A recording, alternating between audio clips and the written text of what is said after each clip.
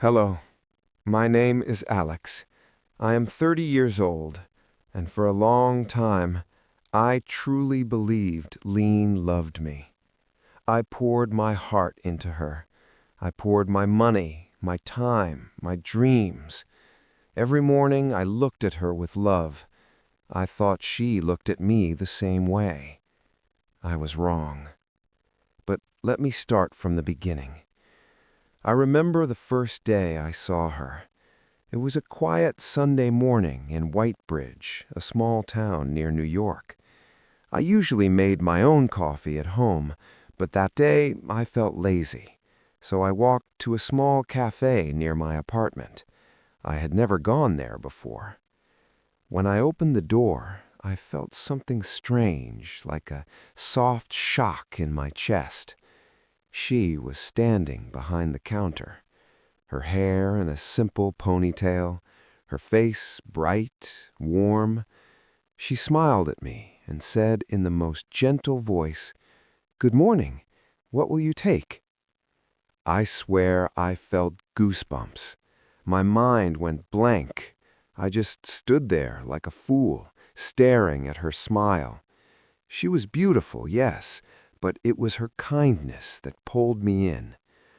I sat near the window, but the whole time my eyes kept finding her. And every time she walked past, I felt something I had not felt in a very long time. When I went home that afternoon, I lay on my bed thinking of her, her smile, her voice, her soft laugh when she talked to customers. And that night, I made a decision. I would go back. And I did. The next morning, the next day, the next week. The cafe became part of my routine. Every time I pushed the door open, my heart beat a little faster. She soon learned my name. I learned hers, Lean. At night, I would think about her and smile like a small boy. I would practice what to say to her, how to ask for her number, but every time I reached the cafe, I froze. I just ordered coffee and left. But one day, I finally found courage. My voice was shaking when I said, "Lean, can I have your number?" She looked at me for a few seconds. Then she smiled and said, "Sure." My heart exploded inside my chest. That night, we texted until 2 a.m. The next day, we planned our first date. I barely slept thinking of how it would feel to sit across from her, to hear her talk without rushing. And when the day came, everything felt right. We talked about life, dreams, fears. She told me she wanted to join campus, study business, make something of herself one day. But she couldn't. There was no money.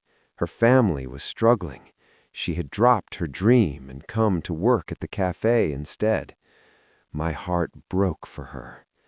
I remember looking at her and thinking, if I can help her, why not?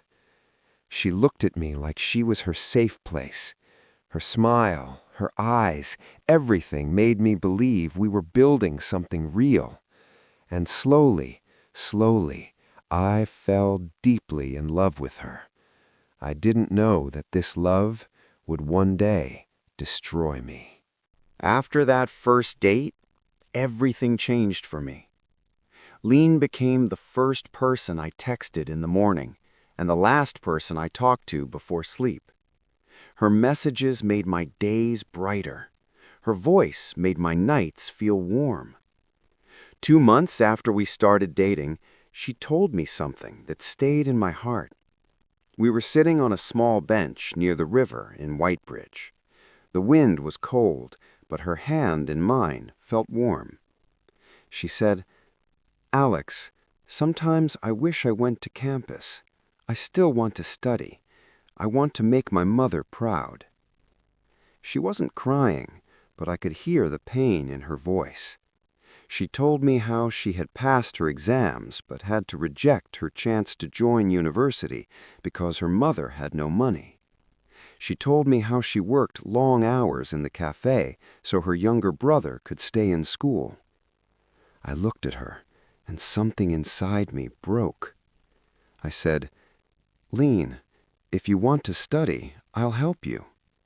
She stared at me like she didn't believe what she heard. Her eyes became wet. She held my hand tightly. "Are you sure?" she whispered. I nodded. At that moment, I wasn't thinking about money. I wasn't thinking about the future. I was thinking about her smile, the smile I wanted to protect. So I paid for her application. I paid her first semester fees.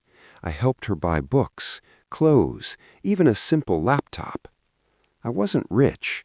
I worked 2 jobs sometimes. I cut my own expenses. I ate cheap food. I walked to work to save money.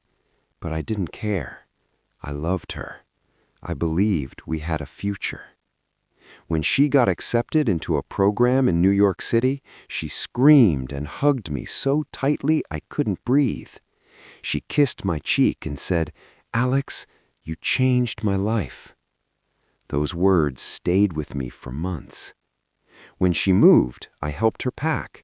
I paid for her little apartment in Brooklyn until she could find a roommate. I bought her a small desk, a blanket, and a few kitchen things. She cried again and said, "You're the only one who believes in me." I smiled like a fool. I felt lucky. I felt chosen. The first year was beautiful. She called me every night. We sent voice notes. She visited me twice a month. I visited her, too, carrying snacks, food, sometimes money she needed for school projects. Every time she saw me, she ran into my arms. She made me feel like I mattered. But somewhere in the middle of her second year, something slowly changed. Her calls became shorter. Her messages became colder. Sometimes she replied with one word. Sometimes she didn't reply for hours. I asked her once, "Are you okay?" She said, "I'm just busy." But I felt it. Something was wrong. There were days she sounded irritated just because I called. Days she said she was tired. Days she didn't want to talk. Days she was too busy to even say goodnight. But then, when she needed money, she suddenly became sweet again. She would send long messages, voice notes, heart emojis, and like a fool, I believed her every time. I told myself, she is stressed, that's all. I didn't know the truth was darker. I didn't know I was loving someone who had already moved on, someone who was using my heart like a wallet.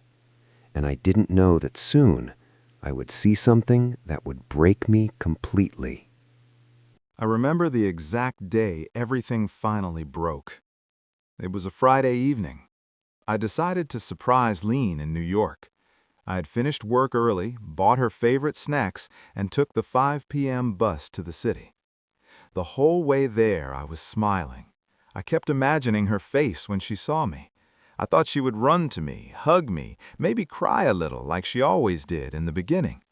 But when I reached her apartment, her reaction was different. She opened the door slowly, not with excitement. She looked tired, almost annoyed. "Oh, Alex, you came," she said. Not, "You're here," not, "I missed you," just cold. I tried to hug her. She moved a little, but not fully. I felt like she didn't want my arms around her. Inside, her room looked cleaner, almost like she was expecting someone else, not me. We sat on the couch. She kept checking her phone. She barely looked at me. I asked softly, "Lean, are we okay?" She forced a smile. "Alex, I'm just tired." My heart felt heavy, but I didn't want to fight. I loved this woman more than anything. So I gave her the snacks, kissed her forehead, and told her to rest. That night, I slept on the couch like a guest. For the first time, she didn't ask me to sleep next to her. The next morning, she left early for a group study. I stayed behind, cleaning the dishes and making the bed. I wanted to help. While cleaning, I noticed her phone buzzing on the table. It was her close friend, Mira. A message popped up. "Did you tell him?" Then another. "He is so obsessed. Just be careful." My stomach tightened. My hands became cold. I shouldn't have looked, but something in me already knew. Her phone didn't have a password. She never bothered. My hands were shaking when I opened the chat. And what I saw, I wish I never saw it. I scrolled and scrolled and scrolled. Message after message, day after day, month after month. Lean had been talking about me the whole time, but not in the way I imagined. She wrote things like, "I don't love him. He's just helping me finish my degree. After school, I'm gone. He's a good man, but not for me. I'm tired of pretending. He is too emotional, too boring, too much. I can't wait to be free." Her friend asked once, "Have you grown feelings for Alex? Maybe a little?" Lean replied, "No, never." And then, the line that killed me inside. "He's just a foolish guy who thinks love is enough." I couldn't breathe. I felt something in my chest close, like a door shutting forever. My throat burned. My eyes watered before I could stop them. I wasn't rich. I wasn't perfect, but I gave her everything I had. I thought we were building a life. She thought I was a wallet. I sat on her bed for almost 10 minutes, staring at her words, feeling my heart break slowly, painfully. I wanted to scream. I wanted to break something, but I couldn't move. I just sat there like a statue, shaking. Finally, I wiped my face, took my jacket, and left quietly. She didn't even know I was gone.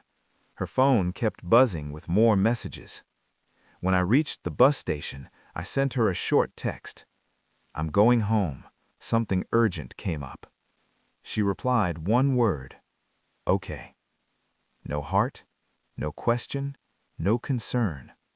Maybe she never cared at all. On the way back to Whitebridge, I turned on loud music, trying to drown my thoughts, but the pain was too loud. When I reached my apartment, I locked the door and fell on my bed. I cried like a man who lost everything, because in a way, I did.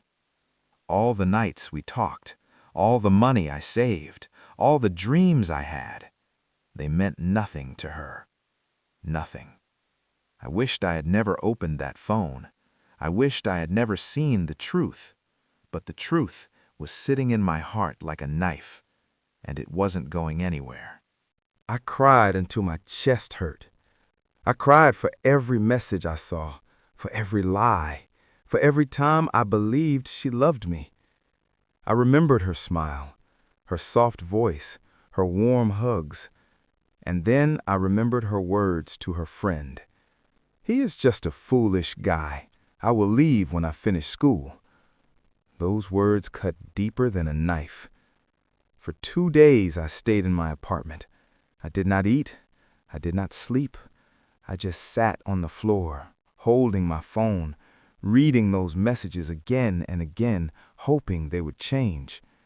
But they never did. On the 3rd day, I asked her to meet me. She came with a normal smile, as if nothing was wrong. I looked at her and asked, "Lean, why?" She looked at me without fear and said, "What did you expect me to do? I needed help. You offered it. Anyone would take that chance." Her words were cold.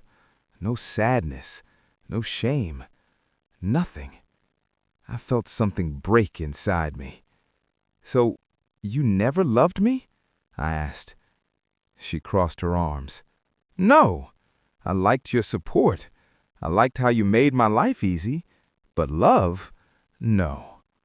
Her honesty was more painful than any lie. At that moment, I understood.